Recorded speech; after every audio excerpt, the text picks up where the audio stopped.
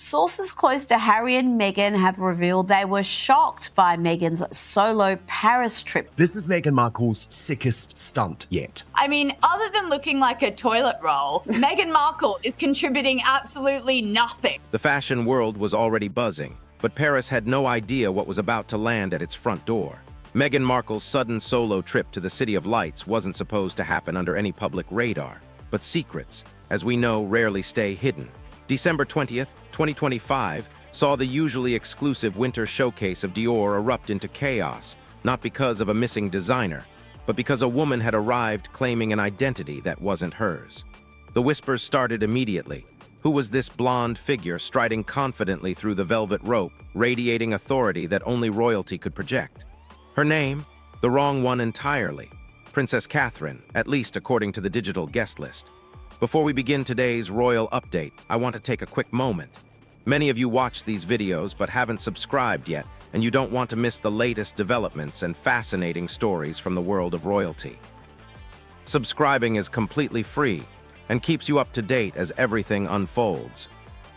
And while you're here, let us know where are you watching from. Share it in the comments.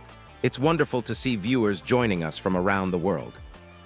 Inside the Grand Hotel Plaza Athénée, the reception area shimmered with gold accents, crystal chandeliers, and a sense of European elegance so precise it could intimidate anyone not accustomed to it.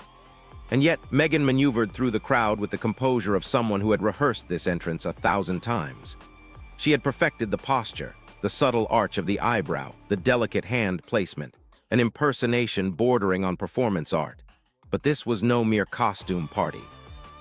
This was a test of credibility and influence, and Paris was about to become the stage for a royal identity scandal that no one saw coming.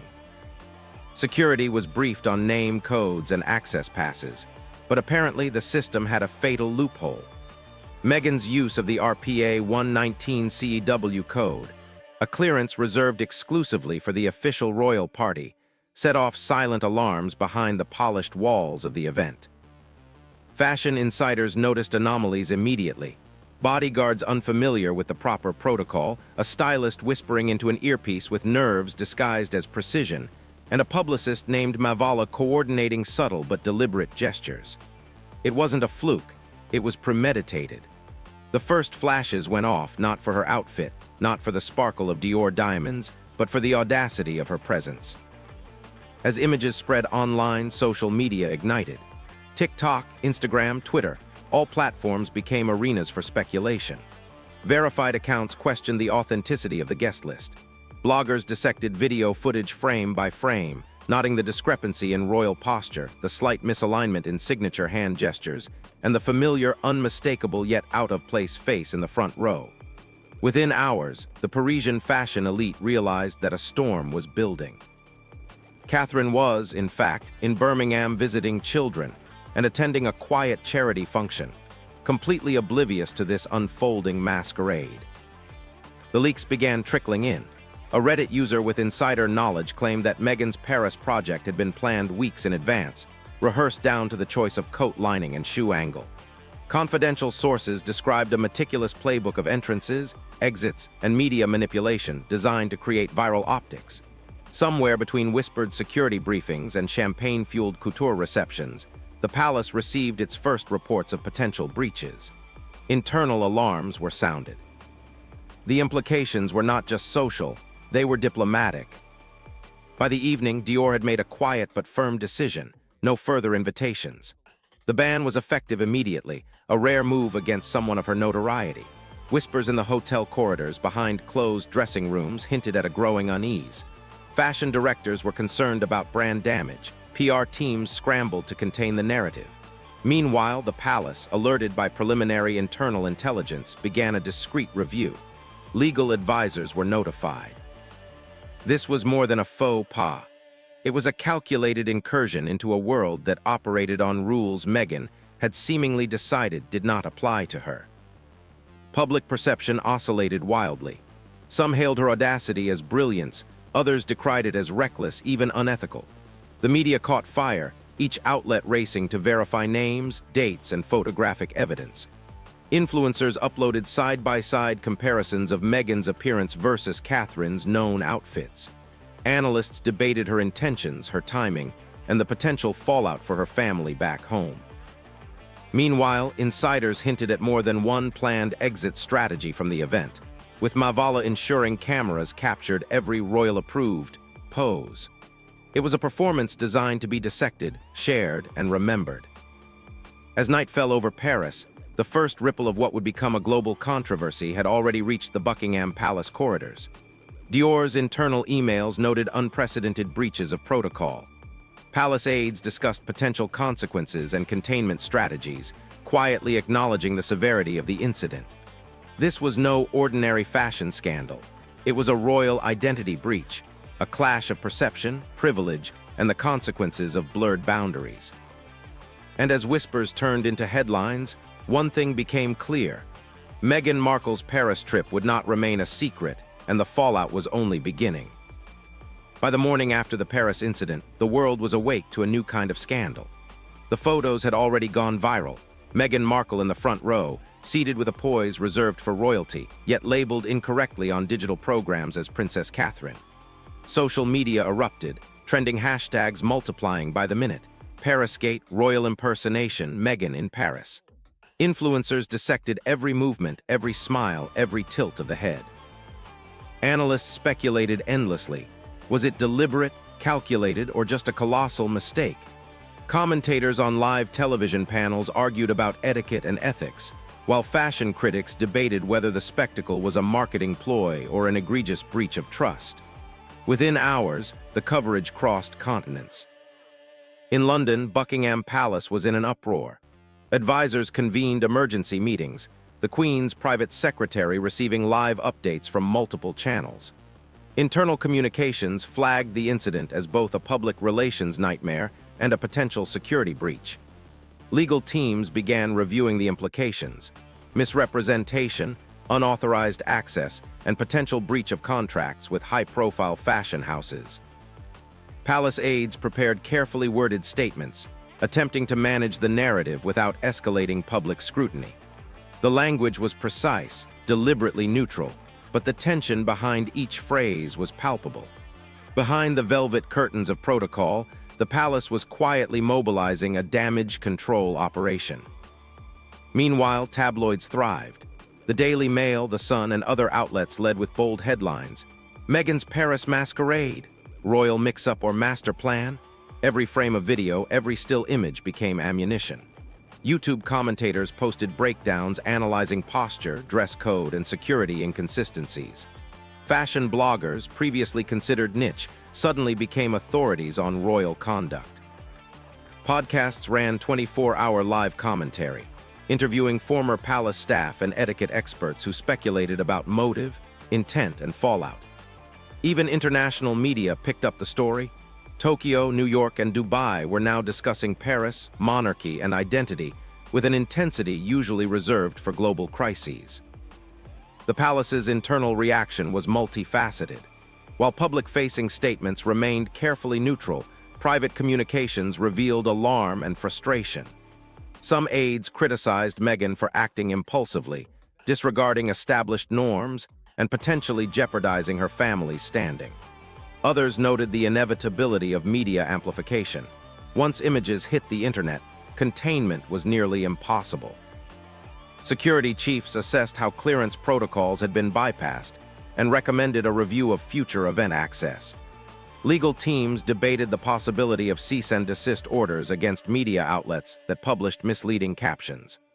Behind the scenes, the palace weighed diplomacy against the need for decisive action, understanding that public opinion could not be controlled entirely, but could be influenced through strategy.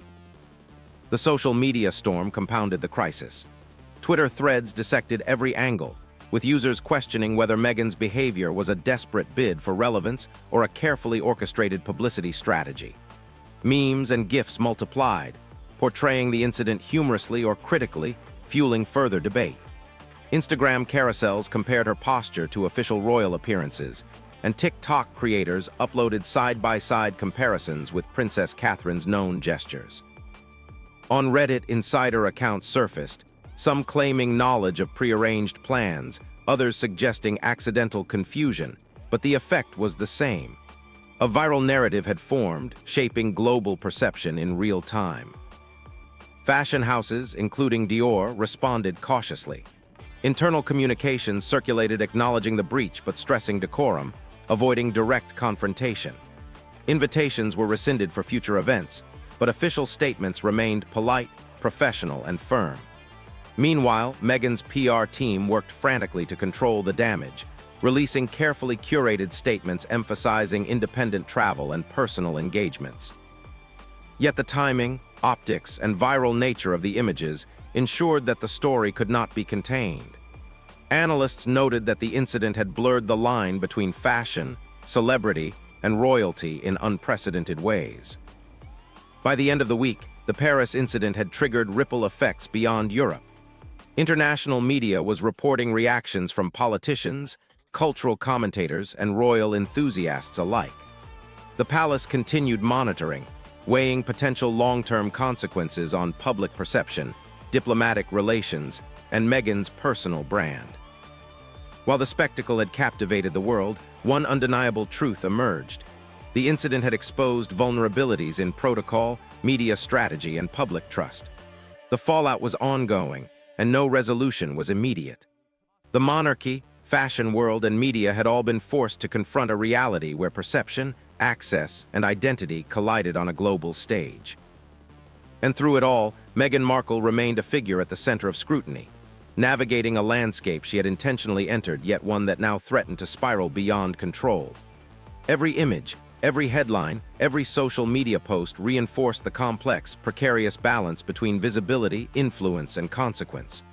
Paris was not just the backdrop. It had become the proving ground for audacity, optics, and the enduring power of public perception. As the Paris incident continued to dominate headlines, the reverberations began reaching capitals far beyond London and Paris. Diplomatic channels, previously quiet, were now active behind closed doors. Embassies issued cautious statements, emphasizing respect for protocol and privacy, while foreign press corps scrutinized every movement of the British royal family. The U.S. State Department, always sensitive to global optics, monitored social media sentiment and media coverage, aware that Meghan Markle's American citizenship added an extra layer of political nuance. European leaders received inquiries from domestic media, and palace diplomats worked overtime, crafting responses that emphasized stability, continuity, and measured judgment. In Dubai, where royal engagements and cultural diplomacy had recently intersected with high-profile events, analysts debated the implications. Observers noted that a single image in Paris had now become a talking point across multiple continents. UAE cultural outlets ran op-eds questioning whether Western royal protocol was being subverted, while luxury brands evaluated how the incident could affect partnerships, endorsements, and invitations to international galas. The ripple effect demonstrated the delicate balance between celebrity influence and institutional expectation. Even fashion capitals like Milan and London were recalibrating invitations and security clearances, wary of similar incidents unfolding under their watch. Within the UK, the monarchy faced an unprecedented challenge. Senior officials convened in private, reviewing strategy with a focus on public perception and diplomatic stability. The Queen, advised by her trusted secretaries, stressed the importance of restraint and calculated responses. Prince William and other senior royals were briefed on the international dimensions of the fallout, understanding that a misstep could provoke questions in parliaments, media outlets, and foreign policy circles. The palace's legal team prepared contingency plans, reviewing potential defamation claims, misrepresentation issues, and the limits of media oversight. Strategists debated the delicate line between public accountability and the preservation of institutional dignity. Meanwhile, Meghan's communications team pursued a parallel strategy. Carefully timed statements highlighted personal projects, charitable engagements, and fashion-related appearances, seeking to redirect the narrative from scandal to agency. Yet analysts noted that the timing of these releases often coincided with peak global media coverage of the Paris incident, creating a tension between narrative control and the viral momentum of the controversy.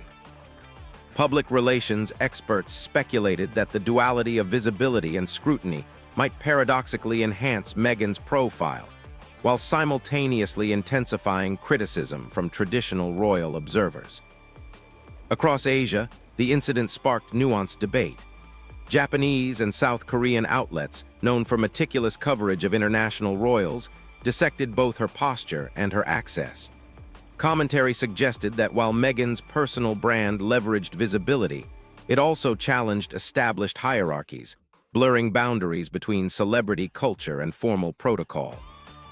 In Australia and Canada, where the royal family maintains symbolic presence, media coverage emphasized etiquette breaches and potential implications for future engagements.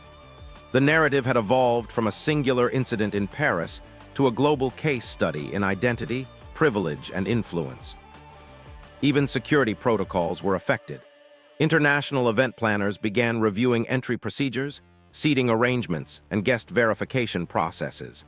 The fact that a high-profile figure could gain access under ambiguous circumstances raised questions about liability and protocol consistency. Diplomatic attachés exchanged notes, ensuring that lessons were learned and contingency plans implemented. Meanwhile, palace aides carefully monitored every public reaction, from the smallest tweet to major televised commentary, understanding that perception often outweighed fact in shaping the international narrative. By the second week, the strategic response became more coordinated. Statements from palace officials highlighted continuity, protocol adherence, and measured diplomacy. Meghan's team emphasized her philanthropic commitments and independent engagements, balancing visibility with calculated messaging. Analysts noted the interplay between institutional authority and personal branding, a delicate negotiation across continents, cultures, and media ecosystems. The Paris incident was no longer isolated. It had become a defining moment in how royal influence, celebrity dynamics, and international diplomacy intersect in an era dominated by instantaneous, viral communication. Through every channel, the lesson was clear. In a world where a single image can cascade across the globe in minutes, managing perception was as critical as managing protocol. Meghan Markle had navigated an audacious, visible entry into the international stage, but the aftermath revealed the complex mechanics of influence, authority, and consequence. Diplomats, strategists, and public relations teams were forced to reconcile centuries-old traditions with the immediacy of modern media, a balancing act with stakes higher than anyone had anticipated. And while the palace maintained its public composure, the quiet, behind-the-scenes negotiations, advisories, and contingency planning revealed just how seismic the impact of one Paris evening could truly be. As the immediate storm of media scrutiny began to subside, the palace and Meghan Markle's team faced the longer, more intricate task of managing consequences that would unfold over months, perhaps years. Analysts observed that while viral moments dominate headlines, the lasting effects on reputation and influence are measured not only by public attention, but by narrative control, institutional response, and strategic positioning. For the royal family, preserving authority and protocol required subtle, proactive interventions, balancing visibility with discretion in an environment where every gesture is scrutinized globally. Internally, palace strategists convened a series of high-level meetings. They assessed which protocols had been breached, which communications had failed to anticipate the global amplification of the Paris incident, and which preventative measures could protect future engagements. Senior advisors debated the long-term implications for both domestic perception and international relations, emphasizing that a single miscalculation could be exploited across political, diplomatic, and media channels. Lessons from Paris were codified into briefings, operational guidelines, and advisory notes for public appearances, emphasizing the interdependence of optics, protocol, and narrative control. Simultaneously, Meghan's communications and strategic advisors turned their attention to rebuilding her public image while maintaining her independent brand. Carefully curated appearances, philanthropic projects, and selective media engagements aimed to recalibrate the narrative from controversy to agency. Analysts noted a dual strategy: humanizing storytelling through charitable work and high-visibility cultural events, paired with a disciplined media presence that avoided confrontational headlines. The objective was clear: convert a moment of widespread criticism into a sustained platform of relevance, influence, and strategic impact. Internationally, royal observers and diplomats began interpreting the Paris incident as a case study in cross-cultural influence and institutional resilience. Embassies reported back on public sentiment, assessing how media coverage of Meghan's actions reflected upon perceptions of the monarchy. In Washington, London, and across European capitals, analysts examined the ripple effects on alliances, public diplomacy, and protocol adherence. By framing the incident as both a challenge and an opportunity, palace officials sought to reinforce global credibility while maintaining the monarchy's traditional gravitas. Public opinion remained divided. Supporters of Meghan highlighted her agency, resilience, and ability to command attention in a hypervisual digital era. Critics emphasized protocol breaches and the risks of conflating celebrity with institution. For the palace, the task was not to silence debate, but to manage its trajectory, ensuring that perception did not spiral into long-term reputational harm. Carefully timed public statements, selective engagements, and discreet behind-the-scenes negotiations became the tools of choice. These actions reflected an evolved strategy, one that recognized the power of modern media while reaffirming centuries-old institutional stability. Security and operational planning also adapted. Lessons from Paris led to reinforced protocols for international events, including layered verification systems, coordinated security briefings, and scenario simulations to prevent similar incidents. These measures reflected a broader understanding. In an era of instantaneous global media, traditional procedures required augmentation to manage both safety and perception. Risk management became as much about optics as it was about security. Looking forward, Meghan Markle's future engagements appeared to be defined by calculated visibility. Strategic partnerships, philanthropic endeavors, and cultural initiatives were selected to maximize influence while minimizing potential conflicts with royal protocol. Analysts suggested that her trajectory was no longer defined solely by individual events, but by a cumulative, managed narrative, where each appearance, statement, or project would contribute to a larger story of influence, agency, and personal brand management. For the palace, the long-term strategy emphasized controlled openness. By carefully curating public appearances, refining communication channels, and reinforcing protocol with precision, they aimed to demonstrate resilience and continuity, projecting both stability and adaptability. The Paris incident, once a source of chaos, became a reference point, a catalyst for structural, procedural, and strategic enhancements that would define engagements for the coming years. In the conclusion of this video, the intersection of celebrity influence and royal tradition revealed the complexities of modern image management. Meghan Markle's actions, while controversial, underscored the need for strategic foresight, narrative agility, and international awareness. For the palace, the challenge was to integrate lessons learned into enduring systems that safeguarded both authority and public perception. For Meghan, the task was to navigate visibility, influence, and personal agency with calculated intent, transforming a moment of controversy into a sustained platform for relevance.